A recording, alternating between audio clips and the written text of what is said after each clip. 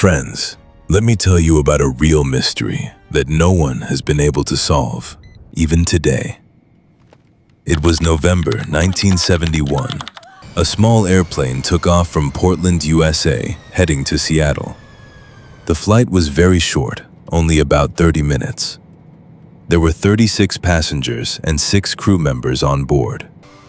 Nobody knew that one passenger was about to change everything. The man looked completely normal. He was around 45 years old, wearing a black suit and a white shirt. He quietly sat in the last row of the airplane. After the plane took off, he called an air hostess. He smiled, told her his name, and handed her a small note. She thought it was just a normal message, so she put it in her pocket without reading it. The man calmly said, "Read it first." When she opened the note, it said, "I have a bomb. Sit next to me." At first, she didn't believe him. Then the man opened his bag. Inside were wires, red objects, and a large battery-like device. Now there was no doubt.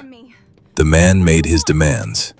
He wanted $200,000 in cash before 5 p.m. He also wanted 4 parachutes.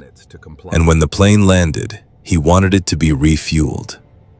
He warned everyone, "If anyone tries to trick me, I will blow up the plane." The crew quietly informed the pilots. The passengers had no idea what was happening. Another air hostess sat with the man to keep talking to him. Soon the news reached the airline owner and then the police. The airline owner decided to give the man everything he wanted. They didn't want people around the world to hear about the incident and damage the company's reputation.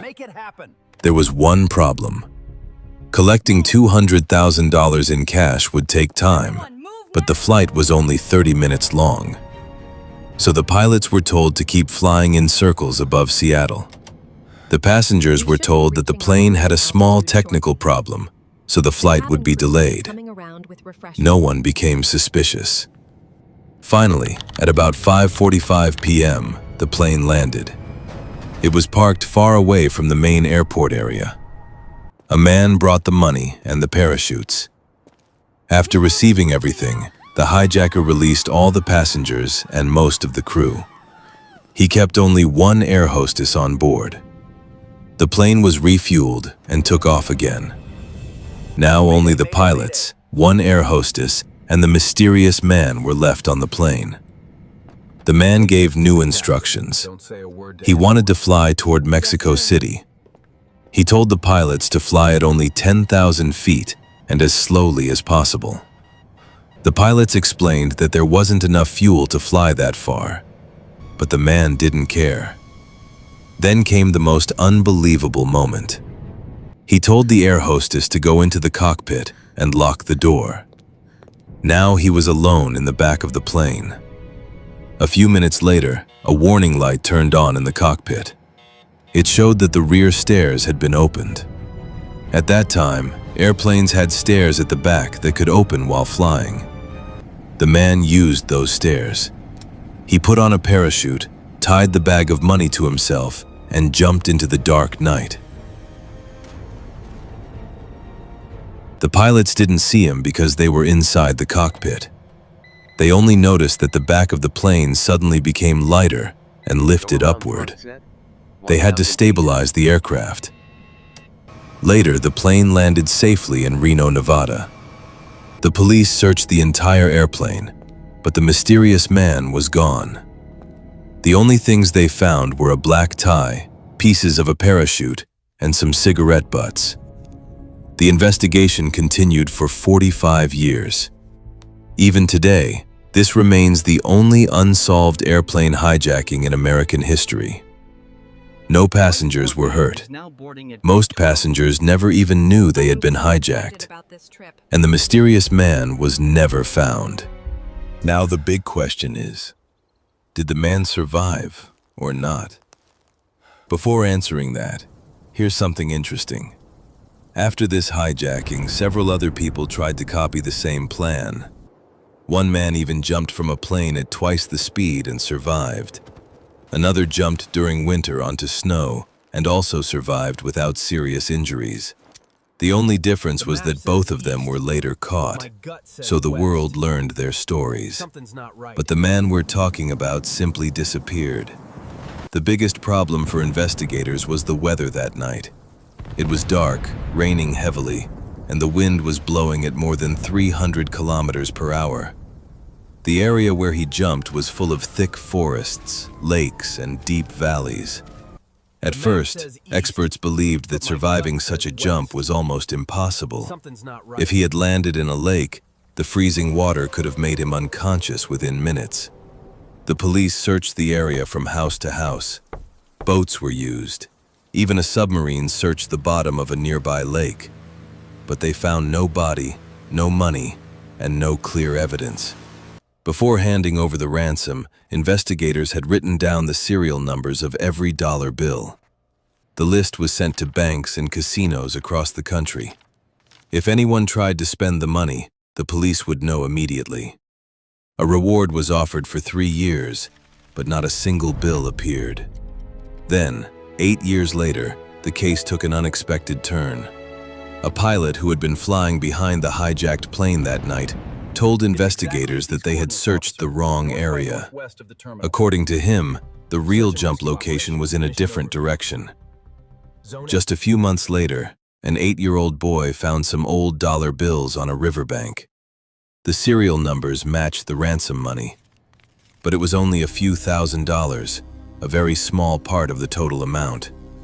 The rest of the money has never been found. Now here's a fact that many people don't know. A few years ago, scientists studied tiny soil and water particles found on those recovered bills. They discovered that the particles came from plants that only appeared during spring. This suggested that the money did not enter the water on the night of the hijacking. Instead, it may have reached the river months later. This opened up a new mystery. Either the money arrived there by some other route, or the hijacker survived for some time before the cash ended up in the river. Investigators also found one important piece of evidence.